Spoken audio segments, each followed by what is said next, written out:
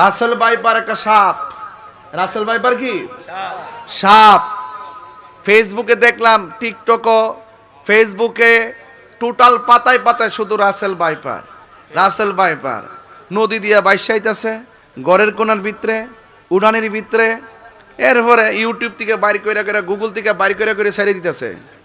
এমন একটা আতঙ্ক সৃষ্টি করছে, এই ইডি ফেসবুকে দেখলে মনে হয় যে নিজের ঘরের ভিতরে ঢুকে রয়েছে, অনেকটা বেজাল ডুবাই দিছে না। এই হলো অবস্থা। 100 বছর আগে রাসেল ভাইপারের খুব একটা ছিল, এটা 100 বছরের ভিতরে আর আলোচনায় ছিল না। এই সাপটা হইলো এমন একটা সাপ, সব সাপ কিন্তু যার যার আপন জায়গায় বসে থাকে, মানুষ দেখলে আস্তে আস্তে খৈরা জায়গা, যতক্ষণ তারে আঘাত না করে সে আঘাত করে। আর রাসেল ভাইপার হলো এমন সাপ, এটা মানুষ দেখলে দুইটাই সে এমন গতিতে ছবল মারে, একেবারে সাথে সাথে 20 সেকেন্ডের ভিতরেই মানে এটার একটা বিষক্রিয়া হয়, এটার এফেক্টটা ফুসফুসের মধ্যে পড়ে, সাথে সাথে কিডনির মধ্যে পড়ে, তাড়াতাড়ি আপনার হসপিটালে নিয়ে যেতে হবে। কিন্তু এমন একটা বিষাক্ত সাপ। এখন আসলে কি সাপটা কি এমনভাবে ছড়াই গেছে গা, নাকি তো ফেসবুকের গজব আমরা ধরছে, এটা এখন বুঝতাম পারতাছি না। তো যাই হোক, আল্লাহ পাক সত্য হোক আর মিথ্যা হোক, আল্লাহ পাক আমরা এই বিপদ আপদ থেকে বাঁচাই রাখো, আমিন।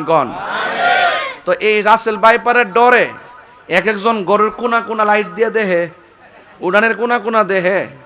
আরে বাতিজার ভূত, কবরে যাওয়ার পরে যে কত রাসেল ভাইপার বইয়া রইছে, সুদ করে কামড়ায় ভালো গা। আরে হাত তুলে কো, হাত তুলে কো, হাত তুলে কো। মুখটা খারাপ করিস না, কয়ে দিলাম। রাসেল ভাইপারের ডরে কষ্ট নিয়ে না বাজান, এটা উচিত কথা। এই হক কথা না কইলে আমার মুখ চুলকায়। রাসেল ভাইপারের ডরে, আরে বাপরে বাপ, বাপরে বাপ। আর কবর যে কত রাসেল ভাইপার বইয়া রইছে, এই রাসেল ভাইপার বলে ওই কবরে সাপের দৈর্ঘ্য হইল 450 কিলোমিটার, দাঁতগুলো হইল 70 গজ লম্বা, পিছনে মাথার মধ্যে হইল মহিলাদের চুলের মতন গুছা, গায়ের মধ্যে হইল দুর্গন্ধ। সুবলটা মারলে 70 গজ মাটির নিচে দেহটা আলাদা করে ডুহাই দিব। তখন কোন উজাইব, কোন বাইদ্য আইব, আর কোন ডাক্তার কাছে যাবা, কোন ভ্যাকসিন লইবা, এই সুযোগ কবরের মধ্যে নাই। এ সুৎকরের গোষ্ঠী,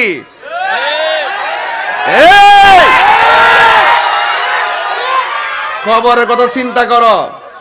আমার জীবন যদি সাপের কামড়ে যাওয়া লেখা থাকে, আমি বাঁচতাম পারতাম না, আমি বাঁচতাম পারতাম। ক্যামেরা আছে, একটু পিছিয়ে যাও, একটু দেখে যাও না। আরে আস্তে থাক, এটা তাহিরের পাগলা ভূতই মারহাবা জোরে। তখন কবর সাপ আসেনিও, বাইদ্যাকে দরতার বনি, উজা দরতার বনি, সুবুল দিলে ভ্যাকসিন দিতার বনি, কোনো কাম হইতো না বাবা, কোনো কাম হইতো না বাবা রে। এক রাসেল ভাইপারের ডরে ফেসবুকে ডোহন জানা বাবা। তো যাই হোক বাবা, তারপরও হে জগর্মি জগ আল্লাহ পাক আমরা রে বিপদ থেকে বাঁচাই রাখুক। সব মরে গেছে। নবী এই নৌকার সাথে, কিস্তির সাথে আমাদের আহলে বায়তকে তুলনা করার মূল কারণ যে এমন একটা সময় আসবে, তুফান আসবে তোমাদের উপর। কি আসবে? তুফান আসবে। এই তুফান আসবে, এক এক সময় এক একটা তুফান আসে কি না বলেন? এক এক সময় এক একটা তুফান আসে। তুফানগুলো বিভিন্ন ধরনের নামে নামকরণ হয়। এই দুনিয়ার জমিনে কিছু তুফান আছে আইলা, এটা আসলে বাড়িঘর উড়ে গেছে। টর্নেডো বাড়িঘর উড়ে যায়, ঘূর্ণিঝড় বাড়িঘর উড়ে যায়। হ্যাঁ, এরপরে কি সিডর, বাড়িঘর উড়ে যায়। বাড়িঘর উড়ে গেলে বাড়িঘর বানানো সম্ভব, ঠিক না বেটি? কিন্তু আমার নবী যে আহলে বায়তকে বলছে নূহ নবীর কিস্তির মতন, এটার বাস্তব উদাহরণ হইল এমন একটা সময় আসবে, নদীর পানির ঢেউয়ের কথা রাসূল বলছে না, যে তোমাদের উপরে এমন তুফান আসবে, যেই তুফানের দ্বারা বাড়িঘর ধ্বংস হবে না, যেই তুফানের দ্বারা ঈমান ধ্বংস হয়ে যাবে। এই তুফানের দ্বারা কি ধ্বংস হয়ে যাবে? ঈমান ধ্বংস হয়ে যাবে। আজকে সমাজের ভিতরে করোনা আসছিল, সব স্থবির হয়ে গেছিল না, কেউ গর্তে বাইরিতে পারছে? অপেক্ষা করেন, এমন একটা মুসিবত আবার আইতে পারে। করোনা যেমনি নিয়ে গড়ে ডুহাইছে, আবার দেখবা গড়ে গেলে ধরব, কইব সব বাইরে থাক। আইতাছে কইলাম এক রাসেল ভাইপার না কি নাম? রাসেল বাম্পার ভাইপার না, তুই দিকস বাম্পার। আরে ফোলা রাসেল ভাইপার কোন লাগে, সতর্ক করো লাগে তো বাজি কি কোন? রাসেল ভাইপার একটা সাপ। রাসেল ভাইপার কি সাপ। ফেসবুকে দেখলাম, টিকটকও, ফেসবুকে টোটাল পাতায় পাতায় শুধু রাসেল ভাইপার রাসেল ভাইপার। নদী দিয়া বাইসাইতেছে গড়ের কোনার ভিতরে, উড়ানের ভিতরে, এরপরে ইউটিউব থেকে বাইর করে করে, গুগল থেকে বাইর করে করে ছেড়ে দিতেছে। এমন একটা আতঙ্ক সৃষ্টি করছে, এই ইডি ফেসবুকে দেখলে মনে হয় যে নিজের ঘরের ভিতরে ঢুকে রয়েছে, অনেকটা বেজাল ডুবাই দিছে না। এই হলো অবস্থা। 100 বছর আগে রাসেল ভাইপারের খুব একটা ইয়া ছিল, এটা 100 বছরের ভিতরে আর আলোচনায় ছিল না। এই সাপটা হইলো এমন একটা সাপ, সব সাপ কিন্তু যার যার আপন জায়গায় বসে থাকে, মানুষ দেখলে আস্তে আস্তে খৈরা জায়গা, যতক্ষণ তারে আঘাত না করে সে আঘাত করে। আর রাসেল ভাইপার হলো এমন সাপ, এটা মানুষ দেখলে দুইটাই সে এমন গতিতে ছবল মারে একেবারে সাথে সাথে 20 সেকেন্ডের ভিতরেই, মানে এটার একটা বিষক্রিয়া হয়, এটার এফেক্টটা ফুসফুসের মধ্যে পড়ে, সাথে সাথে কিডনির মধ্যে পড়ে, তাড়াতাড়ি আপনার হসপিটালে নিয়ে যেতে হবে। কিন্তু এমন একটা বিষাক্ত সাপ। এখন আসলে কি সাপটা কি এমন ভাবে ছড়াই গেছে গা, নাকি তো ফেসবুকের গজব আমরা ধরছে, এটা এখন বুঝতাম পারতাছি না।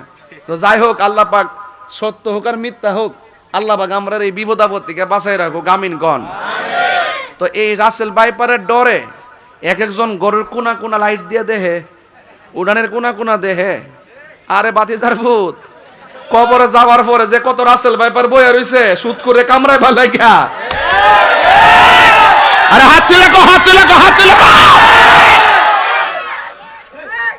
মুখটা খারাপ করিস না, কয়ে দিলাম। রাসেল ভাইপারের ডরে কষ্ট নিয়ে না বাজান, এটা উচিত কথা, এই হক কথা না কইলে আমার মুখ চুলকায়। রাসেল ভাইপারের ডরে, আরে বাপরে বাপ, বাপরে বাপ। আরে কবর যে কত রাসেল ভাইপার বইয়া রইছে, এই রাসেল ভাইপার বলে ওই কবরে সাপের দৈর্ঘ্য হইল 450 কিলোমিটার, দাঁত গুলো হইল 70 গজ লম্বা, পিছনে মাথার মধ্যে হইল মহিলাদের চুলের মতন গুছা, গায়ের মধ্যে হইল দুর্গন্ধ, সুবলটা মারলে 70 গজ মাটির নিচে দেহটা আলাদা করে ডুহাই দিব। তখন কোন উজাইব, কোন বাইদ্য আইব, আর কোন ডাক্তার কাছে যাবা, কোন ভ্যাকসিন লইবা, এই সুযোগ কবরের মধ্যে নাই। এ সুৎকরের গোষ্ঠী,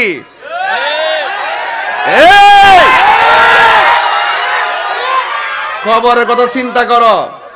আমার জীবন যদি সাপের কামড়ে যাওয়া লেখা থাকে, আমি বাঁচতাম পারতাম না, আমি বাঁচতাম পারতাম। ক্যামেরা আছে, একটু পিছে যাও, একটু দেখে যাও না। আরে আস্তে থাক, এটা তাহিরের পাগলা ভূতই মারহাবা জোরে। তখন কবরে সাপ আসেনিও, বাইদ্যাকে দরতার বনি, উজা দরতার বনি, সুবুল দিলে ভ্যাকসিন দিতার বনি, কোনো কাম হইতো না বাবা, কোনো কাম হইতো না বাবা রে। এক রাসেল ভাইপারের ডরে ফেসবুকে ডোহন জানা বাবা। তো যাই হোক বাবা, তারপরও হে জগর মিশক, আল্লাহ পাক আমরা রে বিপদ থেকে বাঁচাই রাখুক, আমিন কোন। আর সিলেটের মানুষের অবস্থা বেশি ভালো না, আপনারা সবাই দোয়া করবেন, বানবাসী মানুষরা খুব কষ্টে আছে। তা আমি একটু কথা বলতেছি এই জন্য,